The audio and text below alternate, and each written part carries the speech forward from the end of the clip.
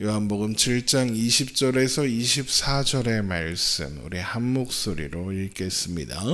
무리가 대답하되 당신은 귀신이 들렸도다. 누가 당신을 죽이려 하나이까? 예수께서 대답하여 이르시되 내가 한 가지 일을 행하매 너희가 다 이로 말미암아 이상히 여기는도다. 모세가 너희에게 할례를 행했으니 그러나 할례는 모세에게서 난 것이 아니요 조상들에게서 난 것이라. 그러므로 너희가 안식일에도 사람에게 할례를 행하느니라.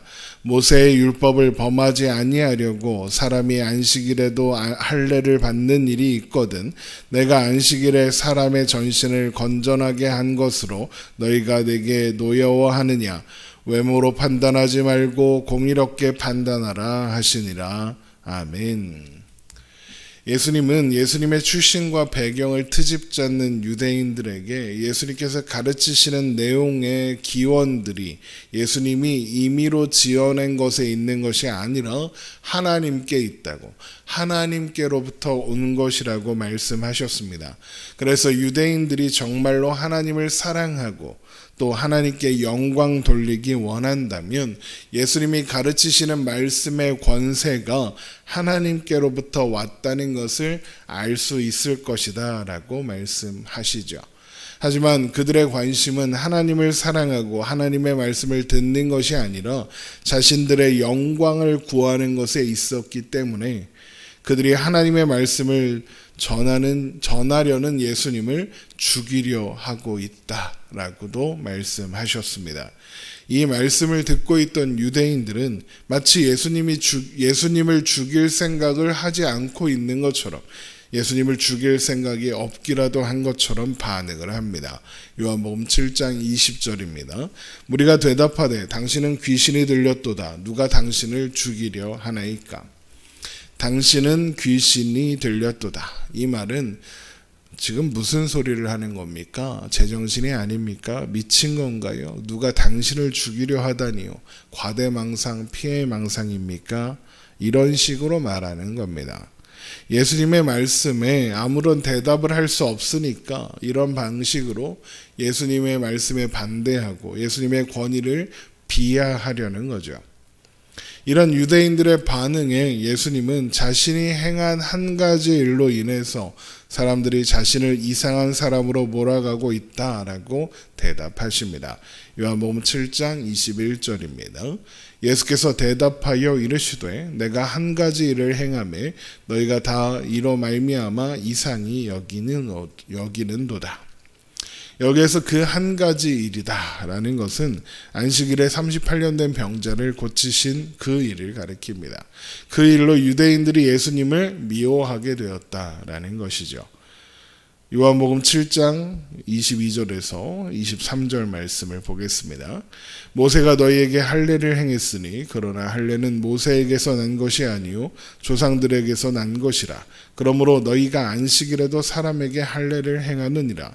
모세의 율법을 범하지 아니하려고 사람이 안식일에도 할례를 받는 일이 있거든 내가 안식일에 사람의 전신을 건전하게 한 것으로 너희가 내게 노여워하느냐. 그런데 예수님은 안식일에 38년 된 병자를 고치신 일과 유대인들이 안식일에도 할례를 행하는 것을 비교하시면서 안식일에 병자를 고치신 일이 부당한 일이 아니라 당연한 일이다라고 말씀하시는 겁니다. 요한복음의 설명처럼 할례는 하나님께서 이스라엘의 조상 아브라함에게 주신 언약의 징표입니다. 하나님은 남자아이가 태어나면 태어난 지 8일 만에 8일째 되는 날에 할례를 행하라고 말씀하셨습니다. 그런데 태어난 지 8일째 되는 날이 마침 안식일이면 어떻게 해야 할까? 그래도 할례를 행해야 합니다. 예수님의 말씀처럼 유대인들은 안식일이라 해도 할례는 행했습니다. 안식일을 지키는 것보다 할례를 행하는 것이 더 중요하다고 생각했기 때문입니다. 그러면 유대인들은 왜 할례보다 안식일을 지키는 것보다 할례를 행하는 것을 더 중요하게 여겼을까? 할례는 그 사람이 하나님의 백성, 하나님의 자손이라는 영원한 언약의 상징이기 때문입니다. 우리 창세기 17장의 말씀을 살펴봅니다. 창세기 17장 10절 말씀입니다. 창세기 17장 10절 말씀. 창세기 17장 10절부터 봅니다. 너희 중 남자는 다 할례를 받으라. 이것이 나와 너희와 너희 후손 사이에 지킬 내 언약이니라. 너희는 포피를 베어라. 이것이 나와 너희 사이에 언약의 표징이니라. 너희는 대대로 모든 남자는 집에서 난 자나 또는 너희 자손이 아니라 이방 사람에게서 돈으로 산 자를 막론하고 난 지 8일 만에 할례를 받을 것이라. 너희 집에서 난 자든지 너희 돈으로 산 자든지 할례를 받아야 하리니 이에 내 언약이 너희 살에 있어 영원한 언약이 되려니와 할례를 받지 아니한 남자 곧 그 포피를 베지 아니한 자는 백성 중에서 끊어지리니 그가 내 언약을 배반하였음이니라. 방금 읽은 이 말씀에서 볼 수 있는 것처럼 할례를 받지 않았다, 할례가 없다, 이건 하나님의 백성이 아니다라는 의미입니다. 그래서 유대인들은 할례를 안식일보다 중요하게 여기고 안식일이라 해도 할례는 반드시 행했던 거죠. 그러니까 할례는 유대인들에게 있어 근본이고 기초며 자신이 하나님의 언약 백성이라는 자아 인식이었던 겁니다. 그러니까 예수님은 바로 그런 근본, 기초가 되는 할례와 예수님께서 안식일에 사람을 고치신 일을 같은 선상에, 동일 선상에 두시는 거죠. 이것은 안식이라는 율법보다 하나님과 그분의 백성 사이에 언약이 우선한다. 안식일 또한 그 언약 위에 세워진 것이고 그 언약의 정신을 따라 주어진 것이다 라는 의미입니다. 그러니까 예수님은 유대인들을 향해서 언약이 중요하지 율법이 중요한 게 아니지 않냐. 너희 그걸 이미 알고 있지 않냐. 하나님의 언약이 뭐냐. 너희는 내 백성이 되고 나는 너희 하나님이 되리라 아니냐. 그 언약 안에서 주신 것이 안식일 아니냐. 그러면 안식일의 의미는 뭐겠냐. 하나님께서 자기 백성으로 삼으신 자들이 하나님 안에서 하나님의 통치 안에서 영원한 평화와 안식과 자유를 누리는 것 아니냐.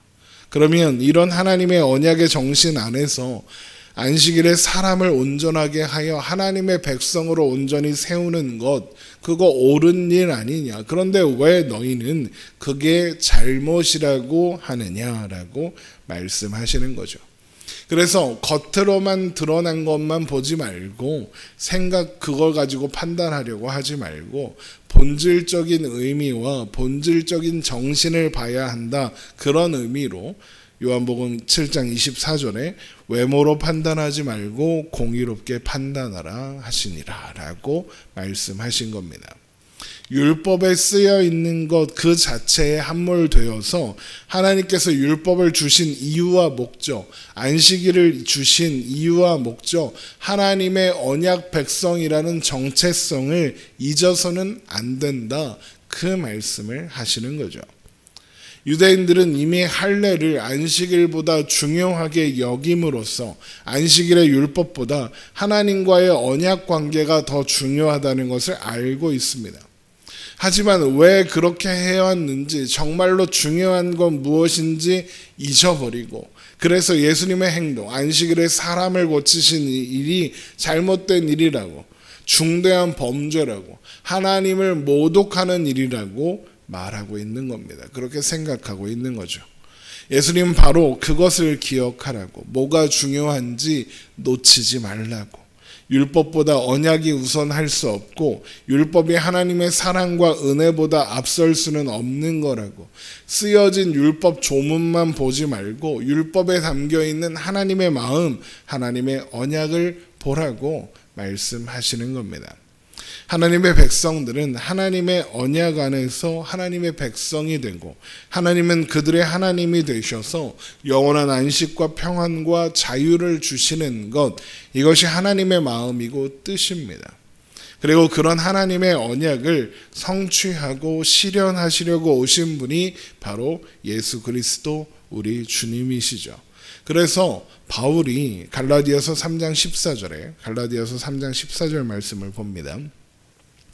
갈라디아서 3장 14절 이하에 바울이 언약과 율법의 관계를 설명하는 내용이 이렇게 기록되어 있는 겁니다.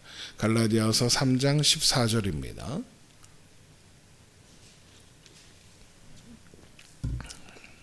갈라디아서 3장 14절. 이는 그리스도 예수 안에서 아브라함의 복이 이방인에게 미치게 하고 또 우리로 하여금 믿음으로 말미암아 성령의 약속을 받게 하려 함이라. 형제들아, 내가 사람의 예대로 말하노니 사람의 언약이라도 정한 후에는 아무도 패하거나 더하거나 하지 못하느니라. 이 약속들은 아브라함과 그 자손에게 말씀하신 것인데 여럿을 가리켜 그 자손들이라 하지 아니하시고 오직 한 사람을 가리켜 내 자손이라 하셨으니 곧 그리스도라. 내가 이것을 말하노니 하나님께서 미리 정하신 언약을 430년 후에 생긴 율법이 폐기하지 못하고 그 약속을 헛되게 하지 못하리라.